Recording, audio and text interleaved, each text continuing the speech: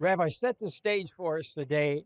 What is the mystery of the spirits? Can we Okay. start there? Yeah, today we'll lay down the foundation. And that is, the first thing is that the Bible speaks about gods. And the thing is that if we were alive in ancient times, the gods were everywhere. I mean, it doesn't matter where you are in the world. Doesn't matter if you're in Hawaii, you're in the Arctic Circle, you're in the Sahara Desert. The gods were everywhere. There wasn't one culture that didn't have gods, which is kind of strange. Why? It's kind of strange thing. Everybody was worshiping the gods. So what is behind it? Well, the Bible actually says what is behind it, and it starts in the Hebrew scriptures. Then it goes to in the New Testament. I'll give you an example. In Deuteronomy, it says they or in the Bible it says they sacrificed to the Shedim, and I'll tell you what that is in a second. Not to God, but to gods they didn't know, new gods that had come.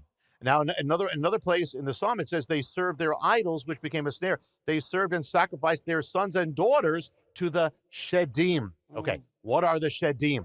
The Shedim is what's behind the gods. What's it saying is they're worshiping gods, but they're actually entities. Shedim in Hebrew, it speaks of entities, spiritual beings, spirits that are, well, in the Babylonian language, they called them the Shedu, and they said they could be good or bad. But in the Bible, it's only bad.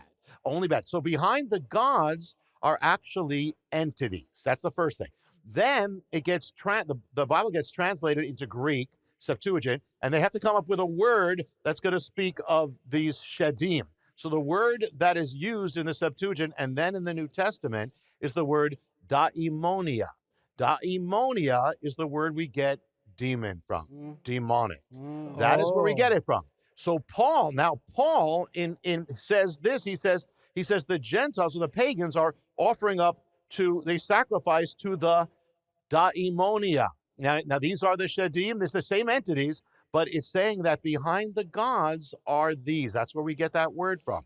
And so what it's saying is, it wasn't just imagination. I mean, there's imagination and people come up with things, but what it's saying, there's a link between these gods and goddesses and actually spirits. And the thing is, the spirits will play on that. They'll play on the mythology. They'll play with it. And also the mythologies will even in some cases follow that, not exactly, but they'll follow. So actually, we're going to see as we go on that even the mythologies of gods that are here now are going to be things are going to be revealed and are actually unfolding in America. So that's the first part. The first part of the mystery is we have to know that is that the Bible says these are beings behind the gods.